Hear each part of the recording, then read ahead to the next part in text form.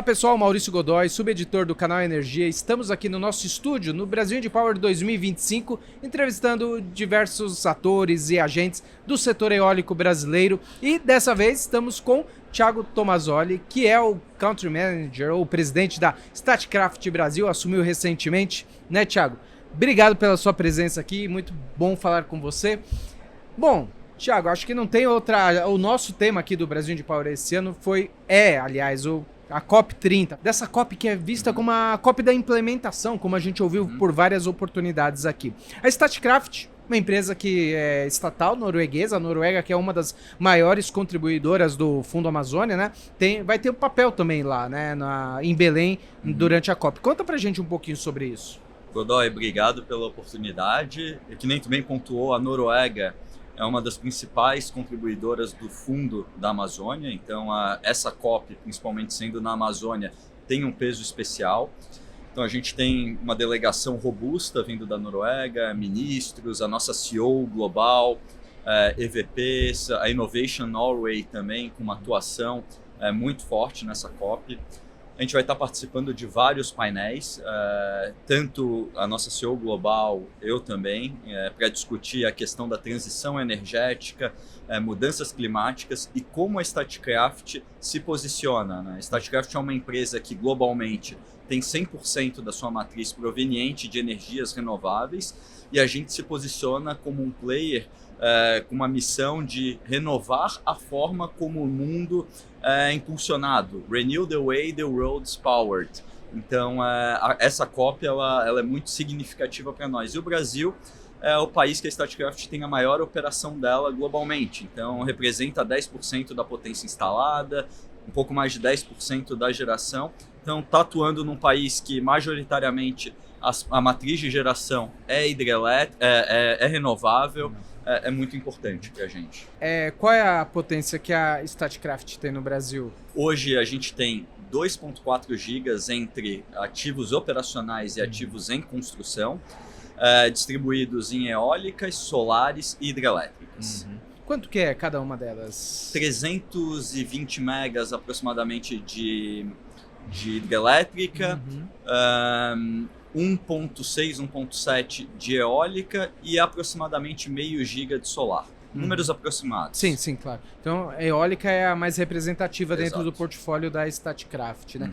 E como é que tá essa operação no Brasil? A gente ouviu muitas coisas aqui, a gente vem falando ao longo do último ano, principalmente, né, por conta dessa questão do curtailment. Mas como é que tá a operação no Brasil? Como é que vocês estão? Porque eu já estive, inclusive, né, vale ressaltar, eu já estive em Ventos de Santa Eugênia na inauguração, aquele que é o maior parque fora da Europa, né? Aliás, é o maior parque da Statkraft no Brasil, né?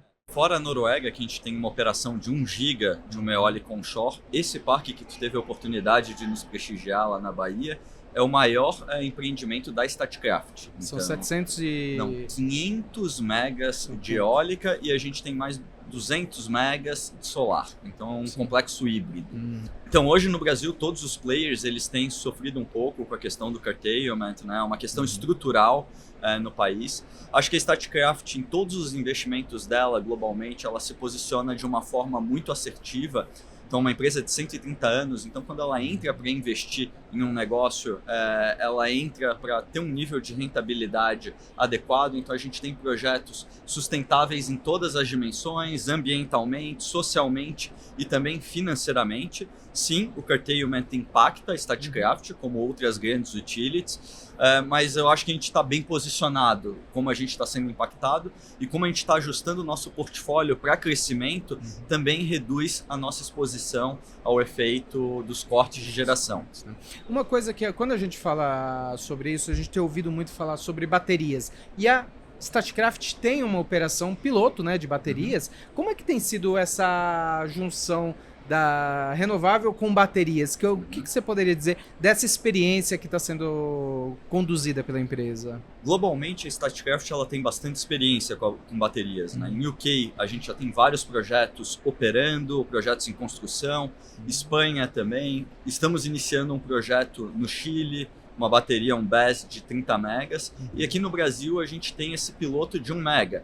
ele ainda está em implantação, a ANEEL também ainda está regulamentando esse piloto, então tem essa etapa ainda predecessora, mas é um dos caminhos, né? É um dos vetores para a gente poder mitigar o problema do curtailment. Então acho que, como a gente discutiu um pouco antes, esse é um problema estrutural do país. A gente tem um problema elétrico, transmissão, temos que continuar investindo em transmissão, mas a gente tem um problema também de ordem de demanda de energia. Sim. O Brasil tem que atuar na demanda de energia de uma forma mais estruturante. Taxa de juros, elas estão muito altas, na casa de 15%, isso frustra consumo de energia e novos investimentos. O crescimento do PIB também é um indicador, então não adianta só a gente trabalhar com baterias, linhas de transmissão, se o país também não crescer. Exato. E a Statkraft está trabalhando para poder se posicionar, apoiar o Brasil nesse pilar do curtailment via baterias, e a gente também está rebalanceando o nosso portfólio entre regiões, né? Sul, Sudeste e Nordeste. Entendi. Quando a gente fala, você comentou, né, algumas das causas, é elétrico e também questão de demanda, né? A gente tem visto falar muito disso aqui no Brasil de Power, claro, porque é a maior feira do setor da América Latina, mas não é só aqui, é uma discussão um pouco mais extensa e também tem tudo a ver com a COP por conta de data centers e hidrogênio verde, que são alguns dos motores aí para essa transição energética, mitigação de emissões, enfim, tudo isso que a gente já tem. Esses dois itens, data centers e hidrogênio, são a solução? Podem ser um caminho? Como que vocês consideram isso? A solução é uma solução complexa, né? São vários pilares, né? Conforme eu mencionei, também no painel a gente discutiu um pouco.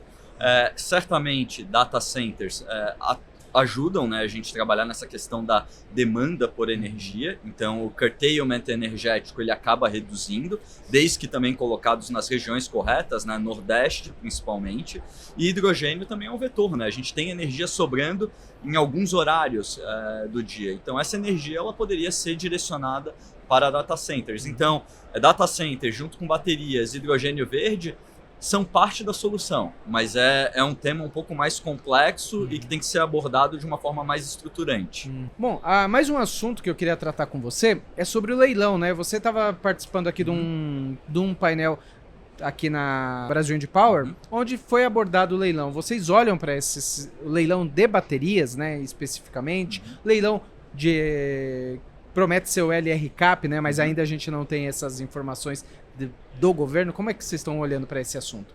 Se tem essa expectativa, até o final do ano a gente tem um pouco mais de informações, mas a Statkraft ela já tem uma expertise global em baterias, como eu mencionei. Sim. Então a gente já está se posicionando para, dependendo do modelo do leilão, a gente conseguir aplicar projetos para bid, né? Então a gente também já está olhando em regiões, Nordeste, Sul, e dependendo das regras a gente vai se posicionar com mais ou menos projetos. Mas a gente vê que é um ramo que a gente pode adicionar valor aqui no Brasil. Esse piloto que vocês estão conduzindo, ainda precisa passar lá pela ANEEL, ele vai servir como um campo de provas, como um ponto de aprendizagem? Como que você... É isso ou... Vão ter outras aplicações? Eu acho que tudo depende muito também do modelo do leilão, porque se esse leilão ele entrar com um período de entrega, de fornecimento mais curto, não vai ter dado tempo ainda da gente coletar os dados desse piloto de BESS. Mas que nem eu mencionei, a gente já tem muitos projetos em operação em várias regiões do mundo, então a gente já tem um know-how que vem sendo desenvolvido em outros países, e a Statkraft trabalha com uma engenharia global, com um time de engenharia global. Recentemente teve uma repotenciação de um parque da Statkraft com turbinas WEG de 7 megas, né? Uma das maiores turbinas que tem aqui no país, né? Como é que foi isso aí? Conta pra gente, como é que tá esse processo? Já tá em operação? Como é que tá essa... Esse foi um projeto bem legal, a gente tirou de um problema que foi uma falha numa turbina, uma turbina antiga, ela pegou fogo e a gente, por questões de obrigações contratuais, a gente tinha que recompor a garantia física do parque. Então, junto com a WEG já estava desenvolvendo esse projeto, a gente estava em conversas com eles precisavam de um local para implantar essa turbina. Então, era uma solução que vinha muito de encontro com a nossa estratégia, que era uma estratégia de partial repowering. Então, é uma SPE que a gente tinha 18 máquinas de uma plataforma mais antiga, A gente implantou essa primeira máquina de 7 megas, a gente tem uma opção de compra de outras 3. Caso a gente exerça essa opção de compra de outras 3, a gente consegue fazer um full repowering dessa SPE. Então é algo que a gente está em discussões ali com a WEG, com o João Paulo, mas eu acho que é uma parceria promissora e eu acho que os resultados iniciais têm sido muito bons em relação a essa máquina. Quando que existe, quando que são as premissas para tomar uma decisão sobre esse full repowering? A gente tem, se não me falha a memória, até 2027 ou 2028 para exercer essa opção de compra. Então é algo... Até lá esse problema de curtailment já provavelmente foi sanado, assim esperamos, né? Sem dúvida. Bom, então falamos aqui com o Thiago Tomazoli, o CEO da Statkraft no Brasil. Obrigado, muito bom falar com você aqui, um prazer. E convido a todos também que nos assistiram aqui, que acompanhem todas as outras entrevistas que a gente conduziu aqui no Estúdio Canal Energia no Brasil Wind Power 2025. Até mais!